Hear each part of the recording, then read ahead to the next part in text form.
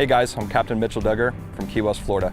I'm down here in Southern California to put together a series of fly casting videos to help some clients of mine. I'm going to be covering everything from the basics to troubleshooting for the more advanced caster.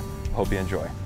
The next thing I want to talk about, we obviously know that we want to load that rod off the spline, okay? So what we're going to be working on now is how we're actually going to grip the rod. And there's a bunch of different ways to do it. A bunch of different people are going to teach you a bunch of different ways.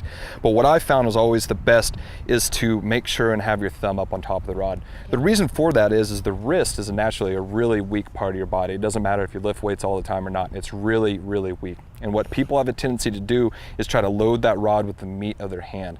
And it's really weak, and you ended up taking that rod off a plane and doing things, you don't build up good muscle memory because there's no muscles there. Okay. So what we're going to do is try to keep the thumb right up on top of the rod, and that's going to be important for pushing through. So in this first exercise, all we're going to do is that reel's going to hang down real naturally, and this rod should balance real nice and easy. And you're going to find like a pretty natural balance point in that rod that's going to be further up the handle. You don't want to come back here and choke down so far. One nice thing about these saltwater rods and then the reels are typically heavier than their freshwater counterparts.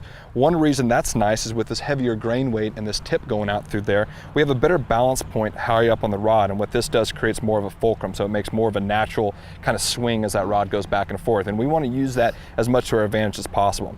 So what you want to do when we're establishing this fly cast is we're not going to worry about the left hand to start, but what I want you to do is grip that fly rod with your thumb right up on top. Okay. And then what we're going to do is we're going to take our middle finger and we're going to grip that fly line, and basically through these three fingers like that. So when you're gripping this fly line, think about using these two fingers like a pair of scissors, and go ahead and pinch that there to start, and then it's going to be real natural. We're going to keep that thumb right up on top of the rod, okay? Go ahead and try that for me.